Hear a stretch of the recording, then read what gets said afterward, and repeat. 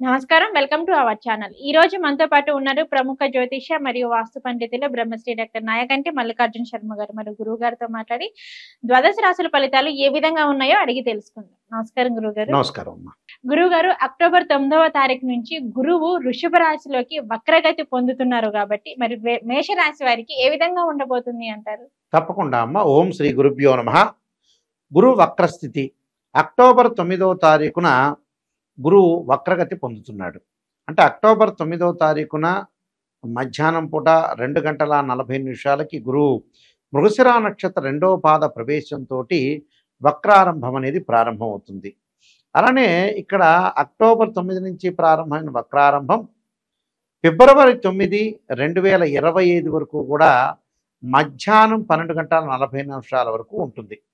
అంటే ఈ వక్రగతి సుమారుగా 119 రోజుల పాటు వక్రస్థితిలో గురువు ఉంటాడు. అక్టోబర్ 9 నుంచి ఫిబ్రవరి 9వ తారీఖు అలానే 2025 వరకు ఉంటాడు. సహజంగా గురువు ధనకారకుడు, సంతానకారకుడు, భాగ్య లాభాధిపతుల కారకుడు గురువు. గురువు గోచారరీత్యా 2, 5, 7, 9, 11 స్థానాల్లో సుఫలితాలను ఇస్తాడని శాస్త్రం చెప్పబడుతుంది. కాబట్టి గురువు వక్రస్థితిలో ఉండటం వల్ల ఎలాంటి ఫలితాలు ఇవ్వబడుతున్నాయి అంటే, ముఖ్యంగా ద్వాదశ రాశుల యొక్క ఫలితాలు మనం చెప్పబడేటప్పుడు కేవలం గురువు ఆధారంగానే చెప్పకూడదు. మిగతా గ్రహాల యొక్క మంచి చెడుల యొక్క మిశ్రమాన్ని కూడా మనం ఆలోచన చేసి చెప్పాలి. అయితే గురువు ఏంటంటే, ప్రధానంగా గురువుకి చెప్పడానికి కారణం ఏంటంటే ధనకారకుడు, సంతానకారకుడు, భాగ్య లాభాధిపతుల కారకుడు. కాబట్టి గురువు యొక్క చేసే కారకత్వం ఎక్కువగా ఉంటుంది. కాబట్టి మిగతా గ్రహాల కంటే కూడా అలా గురువు కొంత స్థితిలో కొంతమందికి ద్వాదశ రాశుల వాళ్ళకి బాగున్నా, కొంతమంది చెడ్డ ఫలితాలున్న మిగతా గ్రహాల యొక్క కలయిక వల్ల మంచి ఫలితాలు తిరిగే అవకాశాలు ఉంటాయి. కాబట్టి అందరూ కూడా ఆందోళన చెందాల్సిన పని లేదు. వృషభ రాశిలో 40 డిగ్రీల వెనక్కి వక్రస్థితిలో వస్తున్నాడు. కాబట్టి ముఖ్యంగా మేషరాశి వాళ్ళకి ఏ విధంగా ఉండబోతుంది? మేషరాశి వాళ్ళకి ద్వితీయ స్థానంలో వృషభ రాశిలో వక్రస్థితి పొందటం వల్ల వాళ్ళకి ప్రత్యేకంగా ధనపరంగా కొంత ఇబ్బందులు రాకుండా కాపాడుకోవాలి. అంటే ఖర్చు పెట్టడంలో పొదుపును పాటించాలి. అధిక వ్యయం కాకుండా, ఆర్థిక సంక్షోభం రాకుండా కొన్ని విషయాల్లో తాకట్టు పెట్టే అవకాశాలు ఎక్కువ ఉంటాయి. అంటే ఇంట్లో ఉన్న బంగారం కానీ, అలానే ఏదైనా కార్లు కానీ, అలానే ఇళ్ళు కానీ మార్టిగేజ్ చేయటం కానీ, అమ్మటం కానీ ఇలాంటివి ఏర్పాట్లు చేసుకునే అవకాశాలు ఎక్కువ ఉంటాయి. అంటే ఆర్థిక సంక్షోభాన్ని తట్టుకోలేక ఇలాంటి వ్యవహారాల్లో ముందుకు వెళ్తారు. కాబట్టి డబ్బును మీరు పొదుపు చేయండి. అంటే ఉద్యోగపరంగా, వృత్తిపరంగా అనుకూలంగా ఉంటుంది. కానీ ఉద్యోగపరంగా ప్రతి దానిలో కూడా ఉద్యోగంలో ప్రమోషన్ రావటం, న్యూ బిజినెస్ స్టార్ట్ చేయటం, వృత్తిపరంగా వాళ్ళు ఏదైతే ప్రొఫెషన్ ఉంటుందో దాని పరంగా చాలా గుడ్ రిజల్ట్స్ వచ్చే అవకాశాలు డెఫినెట్లీ ఉంటాయి. అంటే న్యూ బిజినెస్ స్టార్ట్ చేసుకోవచ్చు, పార్ట్నర్షిప్ దానిలో వెళ్ళొచ్చు, జాయింట్ వ్యాపారాలు బాగా కలిసి వచ్చే అవకాశాలు బాగా ఎక్కువ ఉంటాయి. అంటే ఎకనామిక్ గ్రోత్ అనేది చాలా బాగుంటుంది. అంటే ఆర్థిక పరంగా వాళ్ళ యొక్క లావాదేవీల విషయంలో చాలా అద్భుతంగా ఉంటాయి. కానీ ఆ ఖర్చును తగ్గించుకోవాలి. వివాహానికి సంబంధించిన విషయాల్లో కూడా అనుకూలంగా ఉంటుంది. మంచి ప్రవర్తన కలిగిన అబ్బాయి కానీ, సుసంపన్నమైన కుటుంబం నుంచి అబ్బాయి కానీ, అమ్మాయి కానీ వచ్చే అవకాశాలు బాగా ఎక్కువ ఉంటాయి. అంటే వివాహ సమస్యలు అనేవి ఉండవు. సంతాన పరంగా ఇబ్బందులు ఉండవు. సంతానం ద్వారా కొంత శుభవార్తలు జరిగే అవకాశాలు బాగా ఎక్కువగా ఉంటాయి. అంటే ఇక్కడ ఏంటంటే ఆర్థిక పరంగా ఇబ్బందులు రాకుండా, అలానే ఆర్థిక పరంగా ఇబ్బందులు అంటే ఏమిటి అంటే, మనకు ఆదాయం బాగా పెరుగుతుంటుంది. కానీ ఆదాయం బాగా పెరిగినా ఖర్చు అనేది బాగా చేస్తుంటాం. అలానే ప్రభుత్వాల మూలకంగా కూడా కొన్ని ఇబ్బందులు కలిగే అవకాశాలు ఉండటం ఒకటి. అలానే వ్యాపార వృత్తి చేసే వ్యక్తులందరికీ కూడా కింద పార్ట్నర్షిప్తో కానీ, మన దగ్గర ఎవరైతే గుమస్తా ఉంటారో అంటే క్లర్కల్ వాళ్ళు కానీ, వాళ్ళతో కొంత వివాదాలు ఆర్గ్యుమెంట్స్ చేసుకోకుండా జాగ్రత్త వహించి ముందుకు వెళ్ళాలి. అంటే జాయింట్ దారుల వల్ల కూడా కొన్ని సమస్యలు రాకుండా తగు జాగ్రత్తలు తీసుకొని ముందుకు వెళ్ళాలి. దాంతోపాటు మానసిక స్థితి కూడా కొంత వెంబడించే అవకాశాలు ఎక్కువ ఉంటాయి. అంటే సైకలాజికల్ డిజార్డర్, మెంటలీ డిజార్డర్ రాకుండా ఏదైతే సైకలాజికల్ ఇష్యూస్ వస్తుందో దాన్ని మనం ఓవర్కమ్ చేసుకునేటట్టు ఉండాలి ప్రధానంగా. అంటే దాన్ని ఆందోళన పరిస్థితులు రాకుండా, అంటే మానసికము అలానే అధిక వ్యయము, ఈ 2 విషయాల్లోనే వాళ్ళు జాగ్రత్త ఉండాలి.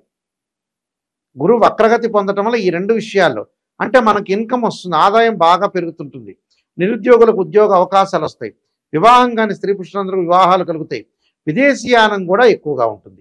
అంటే విదేశాలకు వెళ్ళటం కూడా బాగా జరుగుతుంటుంది. అయితే అనవసరమైన ఖర్చులు తగ్గించుకోవాలి. అంటే సహజంగా ఎలా ఉంటుందంటే, మానవుడి యొక్క చరిత్రలో అవసరానికి ఖర్చు పెట్టరు. అనవసరంగా ఖర్చు అనవసరంగా అసలు మానవుడు సర్వనాశనం కావడానికి ఫస్ట్ ప్రథమైన కారణం ఏంటంటే మన అవసరానికి ఏదైతే అవసరమో ఏదైతే అనవసరము ఖర్చుల్ని చూసుకుంటాం, బ్యాలెన్స్ చేయలేకపోతారు వీళ్ళు. అంటే ఒక అవసరం ఒకటి ఉంటుంది, ఆ అవసరాన్ని మనం ఖర్చు పెట్టుకోం. అనవసరమైన ఖర్చు పెట్టుకున్న తర్వాత అసలు అవసరానికి ఖర్చులు ఉండవు. అవసరం అంటే ఏంది? ఒక అబ్బాయికి చదువు ఉంటుంది, ఒక అమ్మాయికి పెళ్లి ఉంటుంది, వాళ్ళ ఎడ్యుకేషన్ పరంగా ఉంటుంది. ఇలాంటి వాటిని కాకుండా వడ్డీలకు డబ్బులు ఇస్తున్నారు, ఇంట్రెస్ట్లకు ఇస్తున్నారంటే మటుకు అవి డబ్బులు మనం ఇస్తాం, వాడు ఎక్కడో పారిపోతాడు. ఇలాంటి వాటికి ఎక్కువగా ప్రయారిటీ ఇస్తాం మనం. అలా ఇవ్వకూడదు. నిజాన్ని తెలుసుకోవాలి. ఏదైతే నెగిటివ్ అనేది ఉంటుందో ఆ నెగిటివ్ని మనం తెలుసుకొని ముందుకెళ్తేనే మనం పర్ఫెక్ట్ అయినట్టు.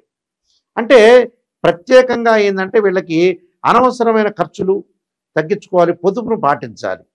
అజీర్ణ సమస్యలు వస్తాయి, అంటే గ్యాస్ట్రిక్ సంబంధించిన ఏదైతే గ్యాస్ట్రిక్ సంబంధించిన సమస్యలు వస్తాయి అలాంటి వాటిలో కొంత జాగ్రత్తగా ఉండాలి.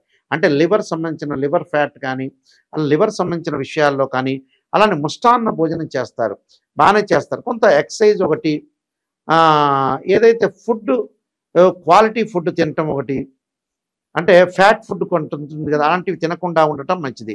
అంటే కుటుంబ స్థానంలో సంచారం చేయటం వల్ల మన సౌఖ్యం కలుగుతుంటుంది, యశోవృద్ధి కలుగుతుంటుంది. అంటే కుటుంబ పరంగా ఇబ్బందులు ఉండవు, కానీ బట్ వీళ్ళకి వచ్చేటప్పటికల్లా ఆర్థిక స్థితిగతుల విషయంలో కొద్దిగా జాగ్రత్త వహించి ముందుకు వెళ్ళాలి. లేకపోతే ఏంటంటే కొన్ని ఇబ్బందికరమైన పరిస్థితులు, రుణాలు, అప్పులు చేసే అవకాశాలు ఉంటాయి. అప్పుల వల్ల కూడా కొన్ని ఇబ్బందులు కలుగుతూ ఉంటాయి. అంటే ఏదో మనం కొనాలనుకున్న వస్తువు మొండి ప్రవర్తన చేయటం, ఖచ్చితంగా అది శాసనంతో కొనుగోలు చేయటం జరుగుతుంది. కానీ లౌకిక విధానం ఉండాలి.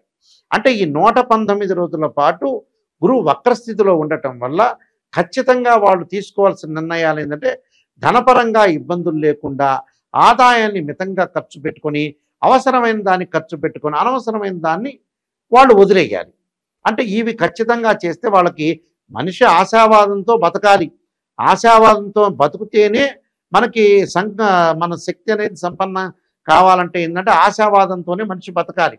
ఆశ అనేది ఉండాలి, అంటే నిరాశ ఉండకూడదు. అంటే ప్రతి వాళ్ళకు కూడా నిరాశతో బతకూడదు, ఆశతోనే బతకాలి. ఆశతోనే బతికితేనే జీవితం అనేది ముందుకు వెళ్తుంది. అలానే ఓవర్ ఆశ పనికిరాదు. ఎంతవరకు మన లిమిటు మన పరిధిని మనం విధించుకొని ముందుకెళ్ళామనుకోండి జీవితం అనేది మనం సక్సెస్ అవుతాము. ఖచ్చితంగా మంచి విషయాలు తెలుసుకోవాలి, చెడు విషయాలను వదిలేయాలి. అలానే విద్యార్థులకి కొంత చదువు పట్ల ఆసక్తి పెరుగుతుంది. స్త్రీలకు కూడా ఉన్నతమైన అభిప్రాయాలు కలిగి గతంలో ఏదైతే చేశారో ఆ తప్పులన్నీ కూడా స్త్రీలు మిస్టేక్ సవరణ చేసుకుని ముందుకెళ్ళే అవకాశాలు ఉంటాయి. కాబట్టి ఇలాంటి ప్రత్యేక విషయంలో కొంత జాగ్రత్తగా ఉండి ముందుకు వెళ్తే మనకు డెఫినెట్ రిజల్ట్స్ వచ్చే అవకాశాలు ఉంటాయి. కాబట్టి కొన్ని ప్రత్యేకంగా పరిహారాలు చేసుకొని ముందుకెళ్తే లైఫ్లో మనం సక్సెస్ అవుతామని అర్థం. గురుగారు, మరి మేషరాశి వారికి వచ్చేసి వీరికి ఇంకా ఫలితాలు మంచిగా రావాలి అంటే మరి ఎటువంటి పరిహారాలు చేసుకోవాలంటే? ధనం ప్రకారంగా ధనం కలగటానికి, ధనం పొదుపు చేయటానికి ఇక్కడ మనం రుణాలు చేయకుండా ఉన్నదానితో జీవితాన్ని నడిపించుకోవటానికి తప్పకుండా రుణ బాధలు తగ్గించుకోవాలి, ఆదాయంలో పొదుపు చేయాలి. దానికి ఏమిటి, ఇంకా ఆదాయం బాగా పెరగటానికి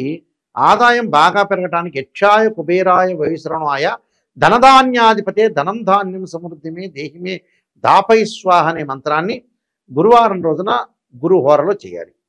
రెండోది ఏమిటి, గుడదానం అంటారు, అంటే బెల్లం దానం చేయాలి.